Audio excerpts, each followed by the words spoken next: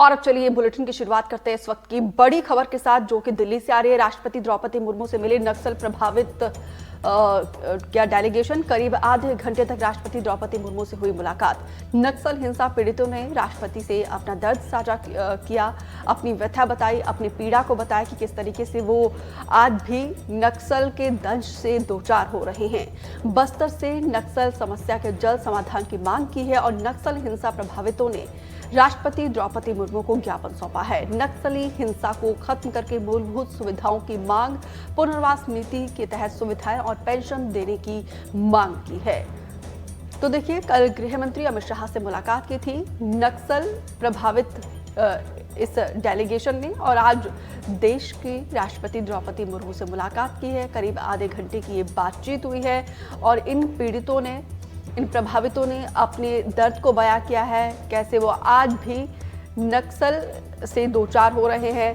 नक्सलवादियों का खौफ कहीं ना कहीं देखने को मिल रहा है और ये डेलीगेशन चाहता है कि नक्सलवाद को पूरी तरीके से खत्म किया जाए। नक्सल हिंसा प्रभावितों ने राष्ट्रपति भवन जाकर राष्ट्रपति द्रौपदी मुर्मू से बातचीत की और इस पर ज्यादा जानकारी दे रहे हैं हमारे सहयोगी नीलेश त्रिपाठी। छत्तीसगढ़ के कबीरधाम में मचे बवाल को लेकर सरकार सख्त रवैया अपना रही है। कबीरधाम के एसपी डॉक्टर अभिषेक पल्लव और कलेक्टर जन्मजय मोहिबे का ट्रांसफ़र कर दिया गया है। इसके अलावा रेंगाखार थाना क्षेत्र के रेंगाखार थाना के सारे सभी स्टाफ, थाना प्रभारी समेत सभी स्टाफ का तबादला कर दिया गया है। बता दें कि 15 सितंबर को रेंगाखार थाना क्षेत्र के एक गांव में, लोहारीडी गांव का रहने वाला एक बिरसा साहू नामक युवक मध्य प्रदेश गया हुआ था। मध्य प्रदेश सीमावर्ती इस इलाके में मध्य प्रदेश के एक गाँव में उसका शव बरामद हुआ था और आरोप ये लगा था कि गांव के ही किसी कहने पर उसकी हत्या कर दी गई है। और इसी मामले में गांव के लोग आक्रोशित हो गए और एक समूह जो है वो गांव के उप सरपंच उनके घर पहुंचा और वहां पर आगजनी कर दी और उप सरपंच की इस आगजनी में जिंदा जलने से मौत हो गई। इस घटना के बाद 15 सितंबर की इस घटना के बाद देर शाम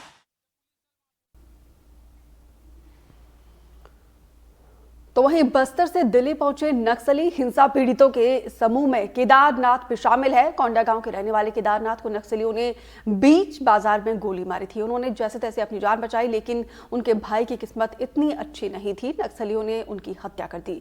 हमारे सहयोगी नीलेश त्रिपाठी ने केदार से बातचीत की है, सुनिए।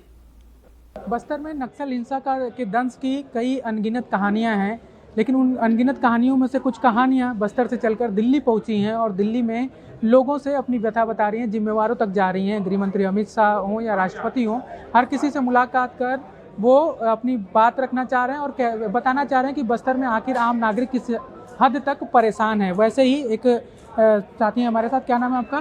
केदारनाथ कश्यप जी। केदारनाथ कश्यप। केदारनाथ कहाँ के रहने वाले हैं आप? ग्राम मर्दापाल, जिला कोंडा गाँव। आप के साथ क्या घटना हुई थी, किस तरह से आप नक्सल हिंसा के दंश में फंसे थे? 12 मार्च 2014 को हम लोग दोनों भाई बाजार निकले थे मर्दापाल से 6 किलोमीटर दूर मटवाल ग्राम में, जिसमें अज्ञात नक्सलियों को कुछ हमारे संबंध में गलत संदेश मिला हुआ था, जिससे घटना को अंजाम देने के लिए बाजार स्थल में पहुंच गए और वहां पर पीछे से हमारे ऊपर फायर किया। फायर में भाई के सीने में 2 गोली लगा और तीसरा गोली उसके कोहनी में लग करके मेरे जांघ को क्या नाम था भाई का? भाई का नाम रुपेंद्र कुमार कश्यप था। उसकी मेरे जांघ को लग करके छलनियों की निकल गई। गोली लगने के बाद हम लोग का दोनों का ब्लडिंग चालू हो गया। तब हम दोनों भाई एक दूसरे का जान बचाने के लिए अलग अलग दिशाओं में भाग गए और भाई कुछ दूर जाने के पश्चात गिर गया, जहां पर जाकर के नक्सलियों ने उसका निर्ममता पूर्वक गोली मार करके उस पर अटैक किया, पर भी ख़त्म नहीं हुआ था।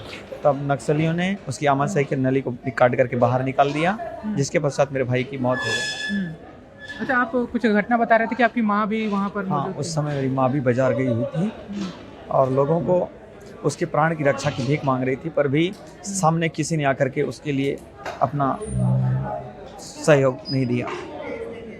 क्या मांग रखे हो आप लोग? गृह मंत्री से मिले आज?